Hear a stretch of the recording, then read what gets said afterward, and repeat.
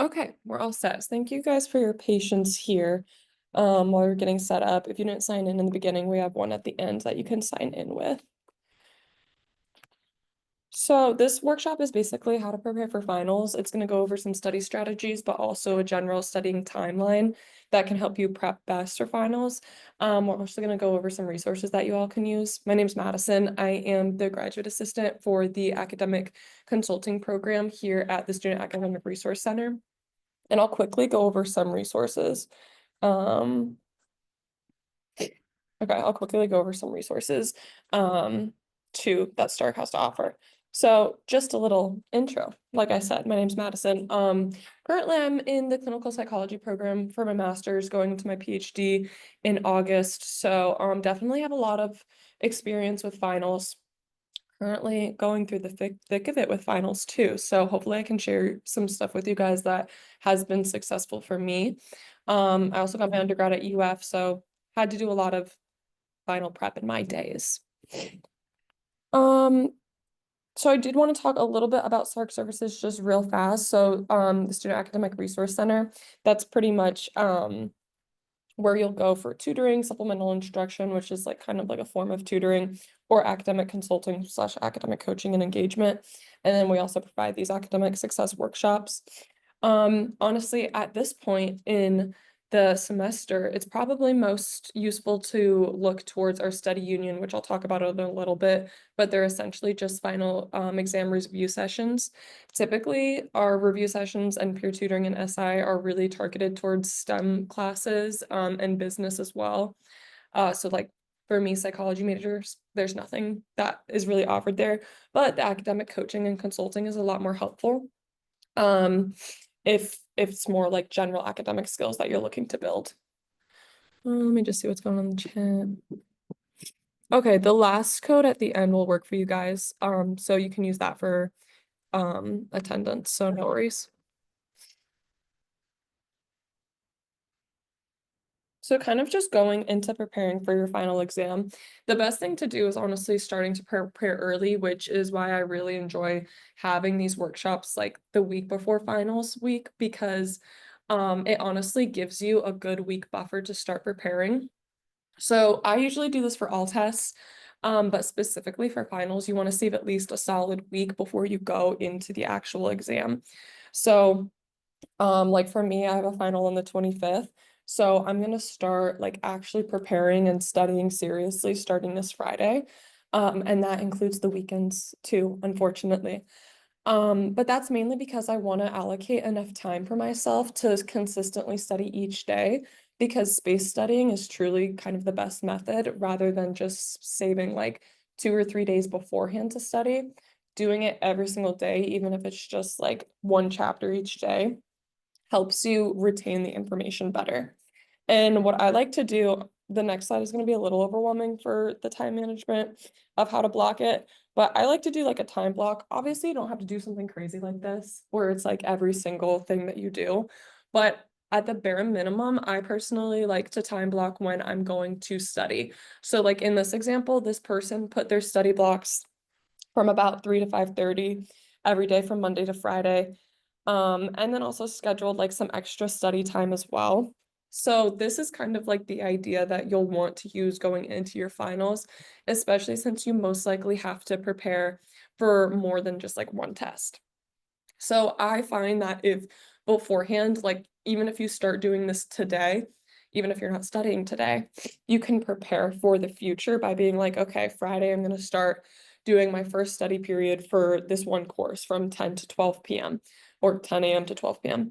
And then the next day, I'm going to study again for this course from like 1 to 3, something along that nature. And I find that this helps you, one, stick to the study schedule that you plan for yourself, and it also kind of just keeps you on track because like, especially if you put it as like a reminder into your calendar, it kind of helps you avoid being like, oh, I don't have any time, because you see, clearly you do have time.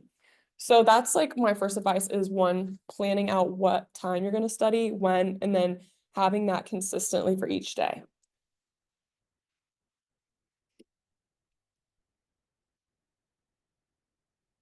Okay.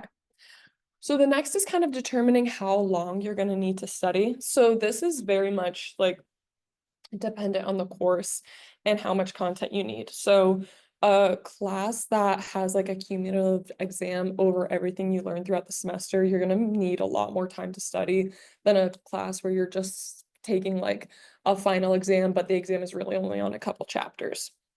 And it also depends on like the difficulty of the course.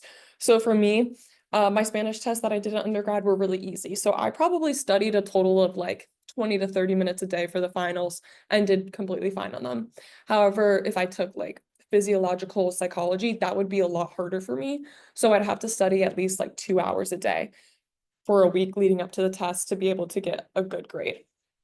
So really take that time to like analyze how well you're doing the course, how easy you understand the material, and how much content is going to be on that exam to kind of determine how much time you need to start like time blocking.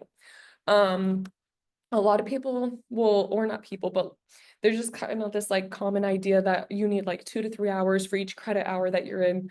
I think that's completely false. I think that's really what leads to burnout, and it's also just not feasible, especially when you have multiple finals. So really prioritize your time in the way of being like, what do I need to spend the most time on, and what can I maybe take back a little bit of time to focus in other areas on.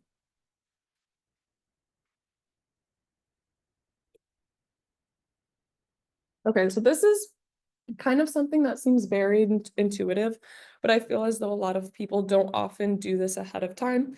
And that's really creating an environment that's very conducive to studying and concentration. So, what I mean by that is choosing an area where you know you're going to be one distraction free and that you can spend a good amount of time in. Because let's say you're studying for like 3 tests, but each test you have to study 30 minutes to like 2 to 3 hours for. You're going to be in that area for a good amount of time, especially if you're doing it consistently and just like the entire time. So if like you're studying, like for me, I'll try to study in my dining room sometimes, but like that literally never works because my roommates will like go in and out of there. I'm gonna be distracted. My cat will come up. So for a billion reasons, that's not the most effective study environment. So alternatively, you could study in like, for some reason, Starbucks is always a really good place for me to study. I feel like I do a lot of good work there. The office at my GA is really good. I know I can like have that be very private, but it's kind of just figuring out what works best for you guys. And also I think one of the big things is preparing and organizing your area ahead of time. This is something I learned that would make me get up and like really affect how much time I'm actually studying. So like when I was doing a statistics class, I would be like, okay, wait, I need to get up and get my calculator. Now I need to go find this textbook. Now I need to do this. And that honestly kept kind of breaking up my study time. So like even though I said I was going to study for like an hour, that hour kind of turned into like 40 minutes because I would keep taking like unintentional breaks by having to get like random things. So my advice for that is pretty much before you start studying, um, get like all the materials you need. So any textbook, any presentations, have them open up on your laptop. Like snacks, water, get that ahead of time, bring a jacket, kind of like any little thing that you think you might get distracted and make you get up out of your seat to go get, or like stop that flow of studying. Try to prevent that by doing that ahead of time. Also, I apologize if I sound bad. I'm kind of sick, so trying to push through that. Um, so yeah, that's kind of just the idea to keep the environment most conducive and allow you to continue studying. Okay, next, study. But the question is, how do we actually study here? So kind of like going around the room, what do you guys typically think of when you think of I'm gonna go study? Like, what's your first thing that you would do? You can just yell it out. Quizlet? Okay. Notes on flashcards. Notes on flashcards. Okay, so kind of like the handwritten version of Quizlet. Okay. Is there anything else? Reviewing notes. Yeah, I think these are all kind of good ideas. Oh, we had someone in the chat. We'll talk about the Pomodoro rule in a second. Making my own study guide. Yeah, making your own study guide is a really good one as well. So these are all good things to study, to use to study, but I think the biggest one, is kind of integrating different study techniques. So while reviewing notes is awesome, if you just review your notes for the entire time you're going to study, that's a very passive form of studying. So it's kind of like passively taking in the information. Whereas if you pair reviewing notes with doing flashcards or making Quizlets and then testing yourself on Quizlets, that's pairing passive study with active study. And that's what's going to make you do the best because it's having you actively recall the information that you passively took in. So kind of the idea there is anytime you're studying, you want to make sure you're pairing a passive form of study with an active form of study. So this could be done in a variety of ways. So reading a textbook, taking notes, reading the notes, all of that, that's going to be kind of your passive study. That can be like kind of the first step you do where you're trying to learn the information. But then an active form of study would be doing practice problems, reviewing the homework and completing the homework again as if you were to do it for the first time, making flashcards, making Quizlets, and then testing yourself on that.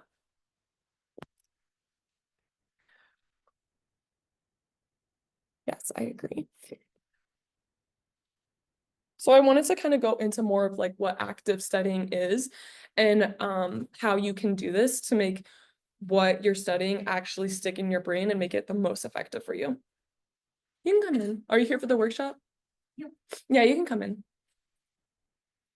So what active studying and active learning is actually engaging with the content rather than just like sitting there and reading it. Because I know I've been there where I'm like reading a page like 20 times and I never actually understand what it's saying. So in order to be able to actively learn, what you'll want to do is use techniques like summarizing, asking questions, and teaching others. So the first step to this that I like to do is breaking down complex concepts. So rather than like, I remember I would do this in high school a lot, like with the Krebs cycle. If I was just asked to like learn that on my own, I would be like, absolutely not. But what I did would break it down into like step-by-step things. And then I'd be like, okay, right now I just need to learn the first two steps. Then when I understood those first two steps, I would move on to the next two and things like that. So it's basically just trying to, and this can work for kind of like any course, figure out a way where you can break it down into more components. And then once you learn the first component, you can go on to the next one. And then also asking kind of like the why and how. So basically, once you learn like a definition of something, or you learn like a concept or process or anything like that, kind of see like the background behind it. So like, okay, I understand this concept, but why does it happen like that?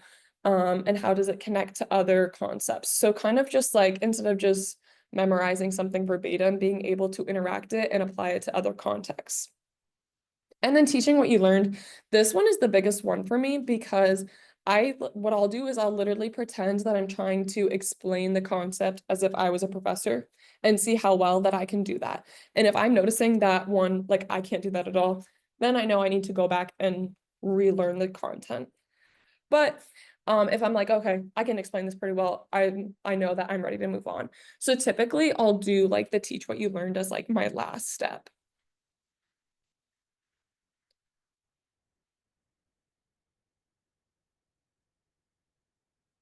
So when going into studying notes specifically, like I said, you'll want like at least a week to study. But what I specifically like for that is breaking it down into specific sections that you can study each day. And I think this goes into one, it makes it less overwhelming. And then also it goes into like, instead of like knowing I have 7, 8 chapters that I need to learn by the test, I can more visualize it as, okay, tomorrow I literally just need to learn chapter 1 and 2 and be able to do that well. Then the next day I can do 3 and 4. And honestly, this is the method that I use for pretty much every exam and test, and it works the best for me because then you still have kind of like that last day to review everything and make sure that you understand what you learned like at the beginning of the week of your study week. And I also like a lot of people don't like reaching out to professors or TAs and things like that, but I really think that if you even have like a question that you're like, oh, I don't know if this is like dumb or not, just email them. Like, as a TA, I would answer and questions that students like. I'm trying to give an example. Okay, so basically, sometimes the professor wouldn't say like specific content that would be on the exam, but if you ask them directly, they'll tell you. So a lot of the times they'll give you more information that the rest of the class might not know simply because they didn't ask. So I always recommend asking so you can be as prepared as possible.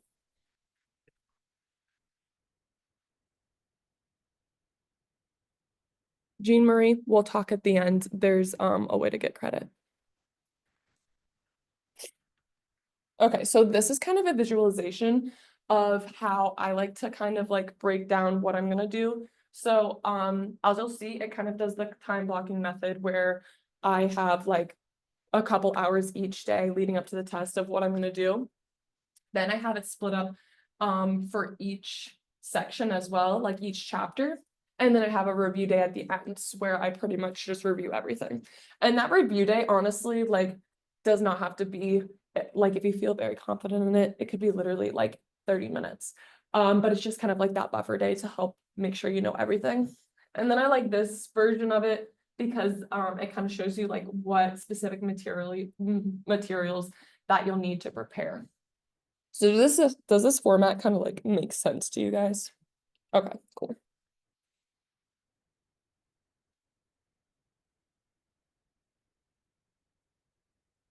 Okay, now whoever said the Pomodoro technique in the chat, that is like one of the #1 techniques for breaks that has the most research and support behind it. So if you guys don't know, the Pomodoro technique is basically for every 30 minutes you study, you take a 5-minute break after that. Me personally, I found that I like to study for a little bit longer and then take like a 10-minute break. So I've adapted that for me, just because like I feel like 30 minutes is kind of not enough because I'll feel like I'm going in a good flow and then I'll have like a random break in the middle. So it's kind of like whatever works best for you. But at the end of the day, I really recommend taking some sort of break. I think like an hour is kind of pushing it. So like if you've been studying for an hour and you haven't taken a break yet, I highly recommend doing like at least a 10-minute break. I wouldn't do more than a 15-minute break, mainly because like that's when you kind of lose like that flow state you're in when you're studying and you're like, I really don't want to go back to studying. So I genuinely recommend doing like 10-minute break max after an hour or the Pomodoro technique, 30 minutes and then a 5-minute break.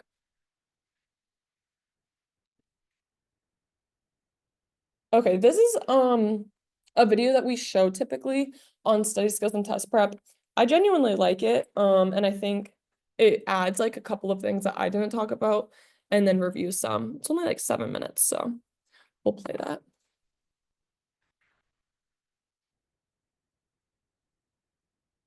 To study skills and test. That's horrible. Let me fix that.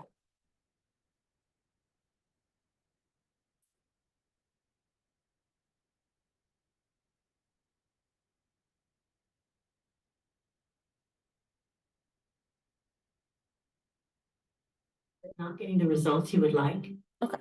Perhaps you are not using the most efficient study strategies to prepare for exams. In this video, we will cover 5 types of study strategies for effective test preparation and better mastery of course content. You will want to start this process as soon as possible, as studying is a large investment, and you do not want to cram. First, let's look at your study environment. Do you currently study on your bed, on the floor, at the kitchen table? How about the library? If you are on your bed, your brain does not know if you're there to study or to sleep. This makes it easier to get distracted or doze off. If you are at the kitchen table, instead of focusing on studying, you may be tempted to get something to eat.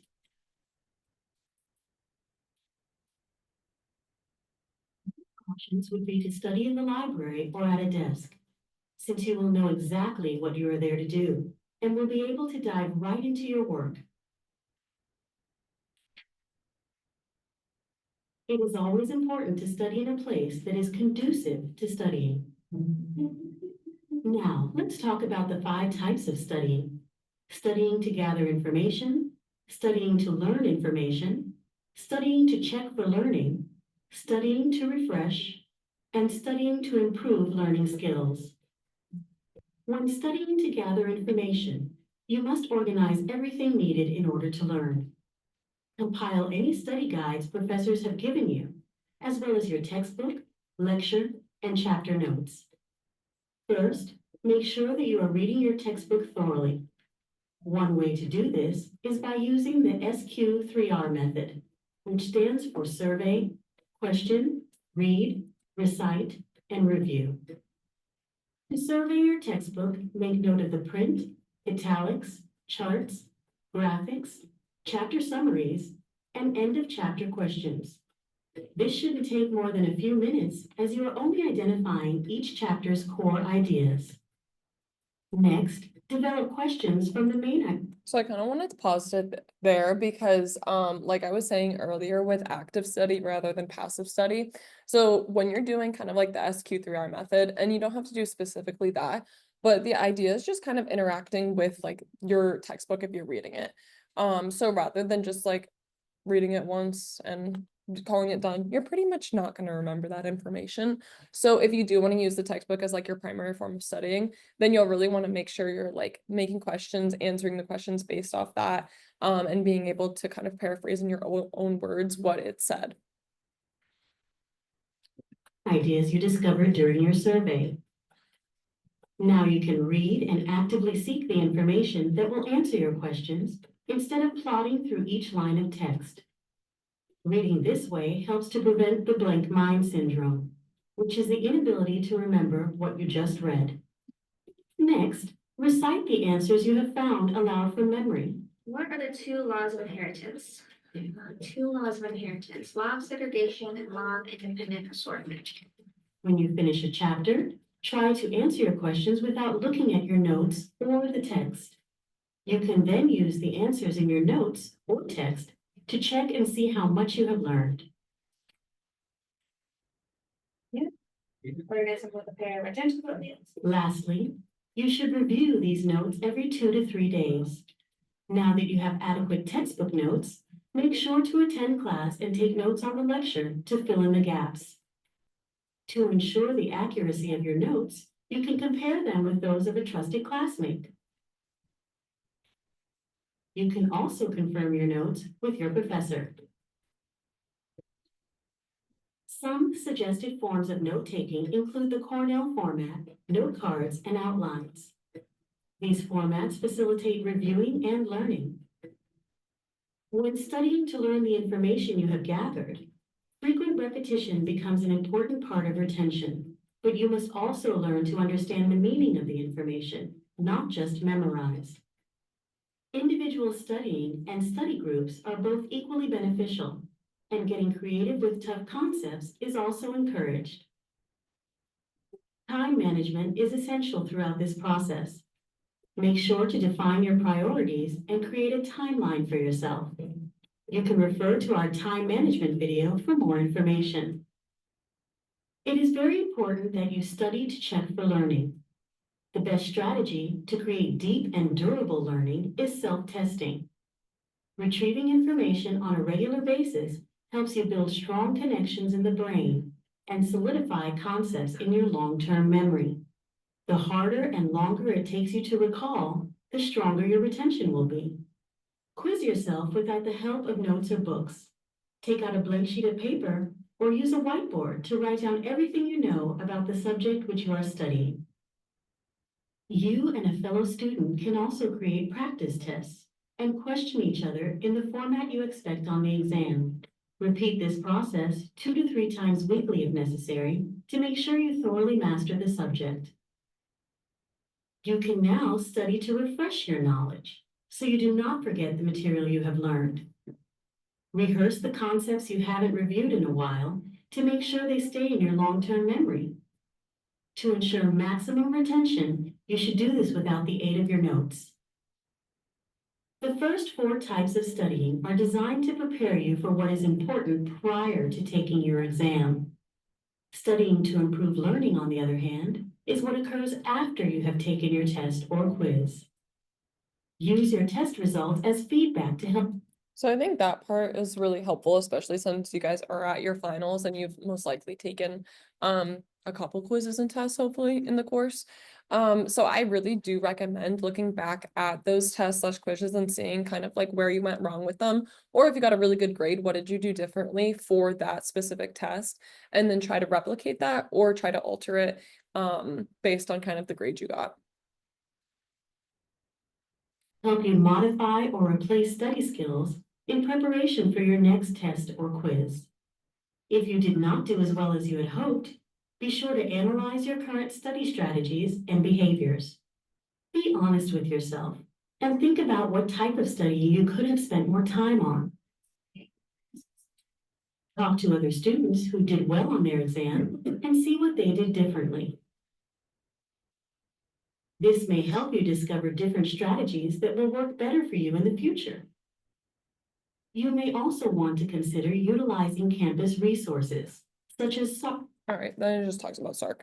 So yeah, does anyone have any questions based on that video or anything at all? Okay, I think the kind of like 5 types of studying really does help to kind of conceptualize how you are like the process of studying, from learning, taking in from the information from class and the presentations, lectures and everything, to the point where you're self-testing yourself, and then teaching others, even if it's an imaginary other that you're teaching.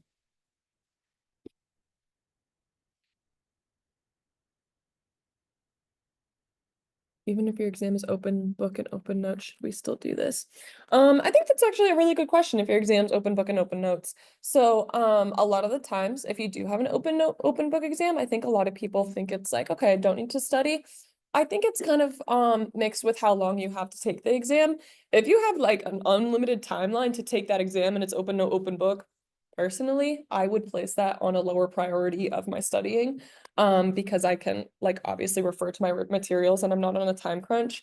But I would have open note, open book exams that were like 10 questions in 10 minutes. And for that, it really wasn't open note, open book, because like I really don't have the time to reference it. So it really depends how much time you have and kind of like how well you have a foundational understanding of the knowledge. I'm glad that video was helpful. So this is the other thing I wanted to talk about. This is Study Union. So Study Union is an event that SARC holds every year. Kind of just by a show of hands or in the comments, are any of you guys like business or STEM majors at all? Okay, awesome. We got a lot. So this is going to be very helpful for you.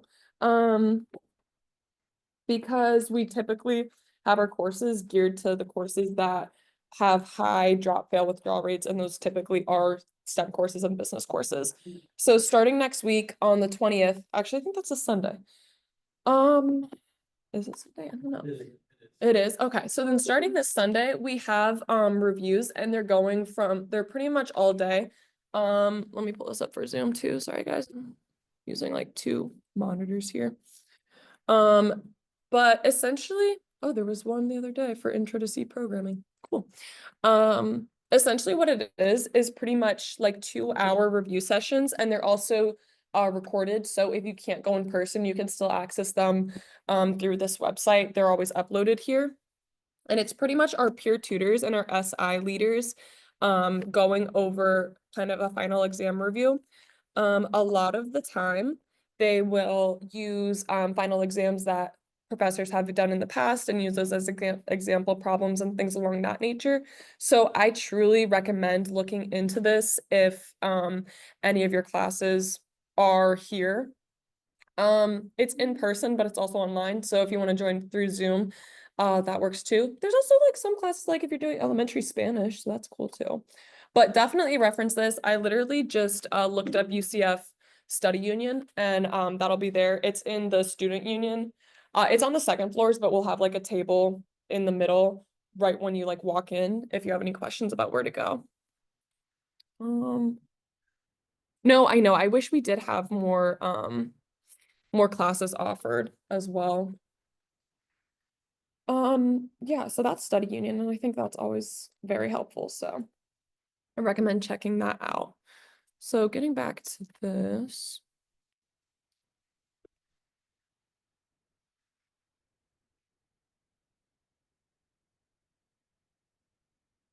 So this kind of goes over a little, oh yeah, sorry. Studying classes, are they like specific to like the ways certain teachers teach them, or is it just like in general? Cause like there's specific STEM classes on table transcripts. It's honestly more generalized, rather than like a specific course, especially for peer tutoring, because like our peer tutors don't like really specify it to a like instructor. So they kind of try to make it more general rather than just like specific. And they also have a lot of times like where you can ask questions too, so it's not just like they're doing it and there's no input from the students. So yeah, I wanted to go over test anxiety a little bit for the last part of this, because it's a like kind of very normal side effect about just caring about your class and wanting to do well.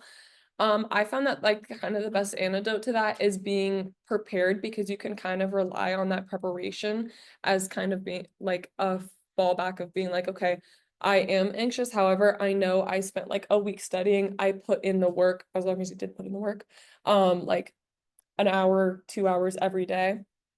However, obviously there are times where you can still like show up to the test and be anxious. So the thing that I found best is kind of when the day of the test, I always like to do a light review to kind of like warm up to the content that's going to be on the test before I go in.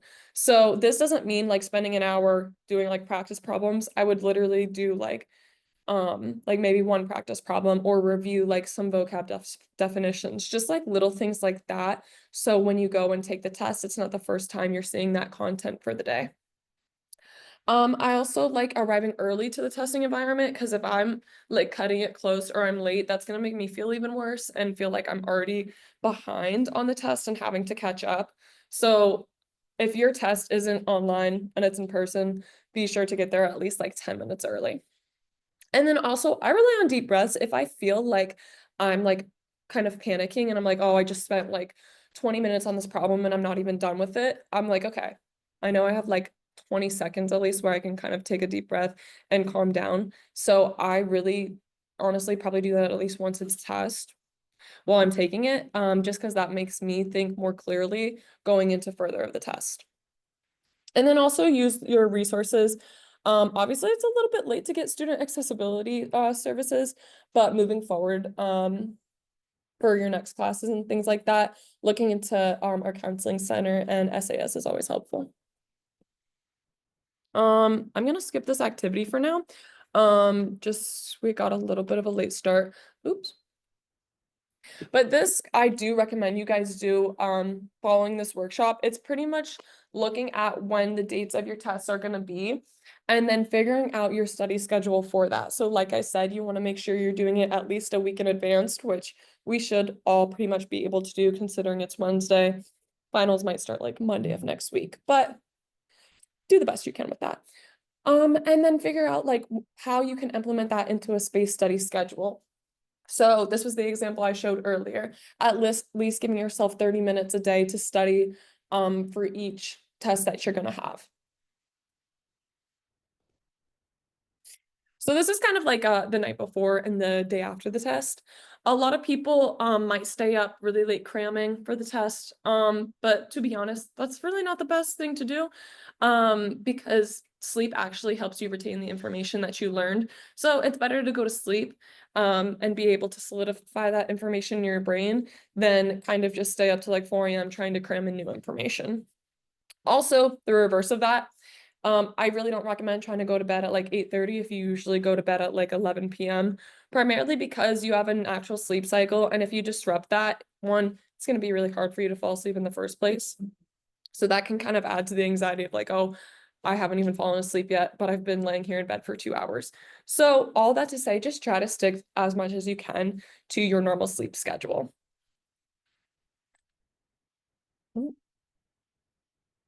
So this is during the test. I know this of some of the stuff is like what we were taught in high school, like going into the SAT, but I think sometimes we forget some of the basic elements of test taking. One thing to do is really read the instructions carefully and like actually engage with it, underline, highlight using your mouse, whatever you can do. And what I like to do is do the questions that I know first and that are kind of easy to me. And if I don't know it, or I know that it's going to take me a really long time, I'll typically just skip it and come back. But pair that in mind with do the questions that are worth the most points. So if I know one question is worth like 30 points and another question's only worth 5, I'll typically want to look at the 30-point question and be like, okay, do I know this pretty well? Can I get this done in a reasonable amount of time? Or do I literally not know it at all and it's going to take me forever? If it's going to take me forever, I'll get the 5-point questions out of the way and then come back to the 30-point questions. Multiple choice. I think the best thing for this is to think of the choice, like don't even look at the answers, just read the question and what answer comes into your head first, and then select the answer that matches that the best from the choices given. I think this helps kind of prevent it kind of prevents you from being like tricked on the questions, because if you're like, okay, I know that the answer is like somewhat in my head, and then kind of just compare to what's given. And the last piece of that is kind of trusting yourself, unless there's a key piece of information that like was revealed in another part of the test. I wouldn't go back and change the answer, mainly because a lot of that comes from second guessing, and studies have shown that typically you change it to the wrong answer. So try to stick with the answer that you chose first. And then after the test. So you can give yourself the rest of the day to kind of ruminate over the test, ask like, oh, hey, what'd you get on this one? Or just feel bad about yourself if you feel like you flunked it.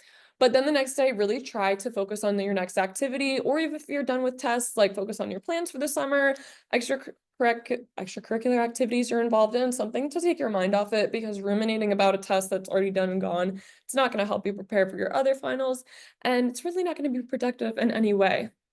So I highly emphasize this to mainly prioritize good mental health. So just the key takeaways of everything I talked about today. Study 1 week before the test. If your guys' test is like Monday, let's start studying today. Prioritize space studying. So every single day, study for at least 30 minutes leading up to the test, and specifically put this down. If it's in the notes phone on your app, that's fine. A piece of paper, just write down when you're going to study, what hours and what times. And then create an environment conducive to studying. So making sure distraction free as much as possible, preparing your area ahead of time, and breaking down that material into sections that you can study every day. Taking the regular study breaks like I was talking about, whether it's the Pomodoro technique or just doing a 10-minute break after an hour of studying, and then focusing on ways that you can reduce that test taking anxiety by doing strong test preparation or deep breaths when taking the test. And then stick to your regular sleep schedule like I was talking about, and prevent the rumination over the test. But that's pretty much all I have for you guys. Unless you have any questions, you can scan this QR code. This is what's gonna give you credit for coming to the workshop if you need it, or if you were just here for fun, you can scan it, let us know how we did, or I did, and what you guys think could be improved and things like that. And Jean Marie, this is where you can scan to get the credit for it. Yeah. But other than that, that's all I have for you guys. Thank you for coming.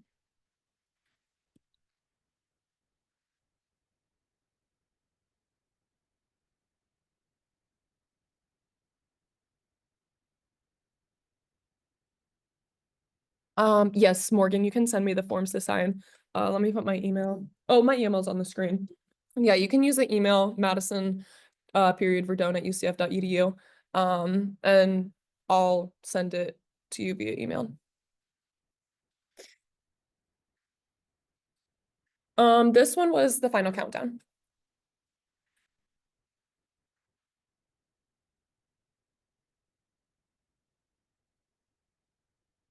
Oh, I didn't mean to stop. I mean to stop recording. Sorry, guys. I'll reshare my screen if you still need that.